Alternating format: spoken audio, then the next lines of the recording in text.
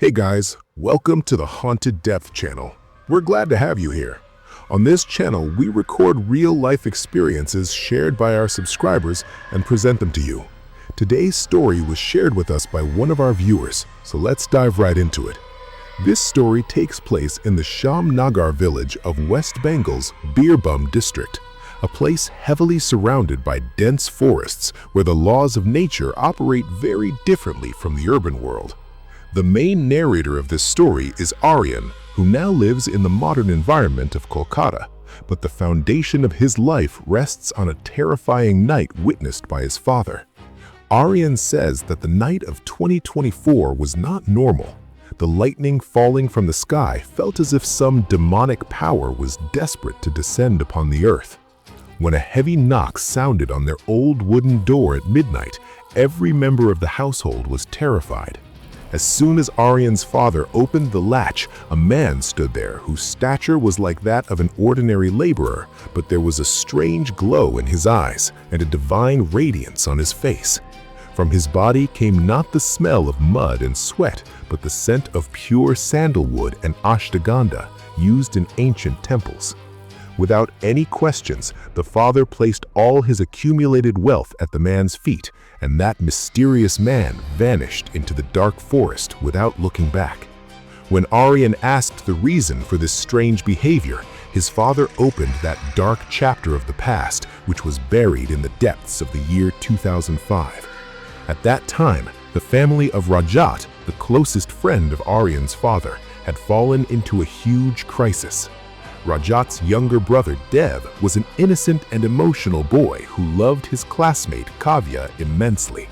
Their marriage was fixed, but there was a shadow behind this love story: Vikram.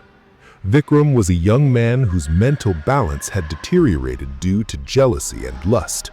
He was ready to go to any lengths to get Kavya and was often seen at the back of her house in the middle of the night.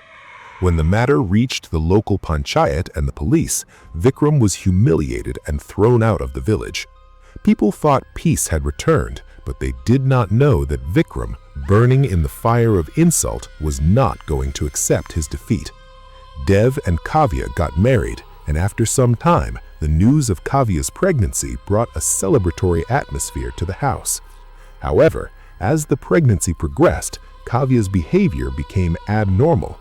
She was previously very virtuous and religious, but gradually she distanced herself from prayers and rituals. She began to prefer sitting alone in dark rooms, and her hunger suddenly increased tremendously. She would wake up at 2 in the morning and search the kitchen for raw meat. Her skin began to turn pale, and deep dark circles formed under her eyes. Rajat and Dev took her to doctors, but every report came back normal. By the time the 6th month arrived, Kavya began to feel that there was no baby inside her womb, but rather something sharp scratching her. She would scream in pain, but if anyone tried to touch her, she would become violent. The scariest part was that when she slept, the sound of a strange man laughing would come from her room. On that fateful night of the 9th month, when a cyclonic storm had gripped the village, Kavya's labor pain became unbearable. She was rushed to a nearby missionary hospital. When the doctors began the delivery process, what happened next crushed the pride of modern medical science. Screams of doctors and nurses began to come from inside the operation theater. When the surgeon came out, he was drenched in sweat and his hands were shaking. In a trembling voice, he said that no living infant had come out of Kavya's womb.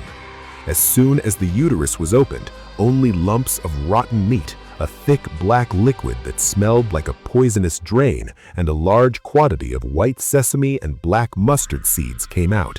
Seeing this, the entire hospital staff was terrified and told the family to leave, fearing a police case. A completely broken Dev and Rajat were then advised by Aryan that this was not a job for doctors.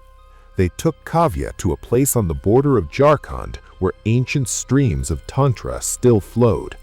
There they met a realized practitioner, Sadak, who revealed that the ritual of Shavabakshan had been performed on Kavya.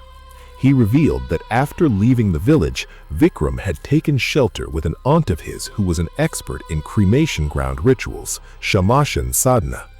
Vikram had sacrificed himself before that tantric woman so that he could become a pishach, or demon, and destroy Kavya's body and her lineage. That aunt used to sell fish in the market in disguise, and Dev unknowingly bought that fish from her, whereupon the ashes of a funeral pyre were sprinkled. Through that meat and fish, Vikram's soul entered Kavya and made her womb its food.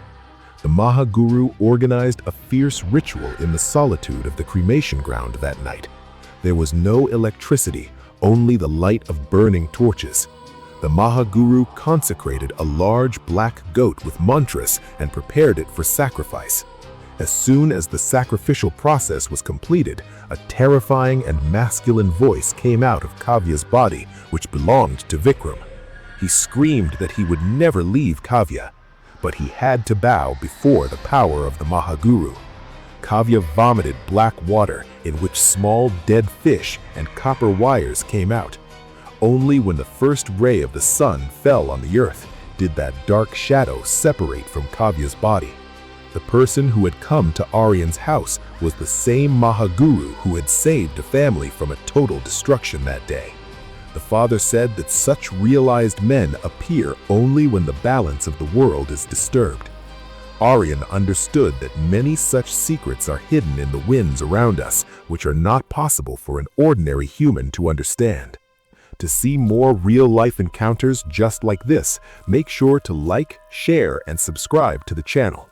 We'll see you in the next video. Until then, stay tuned to Haunted Depth.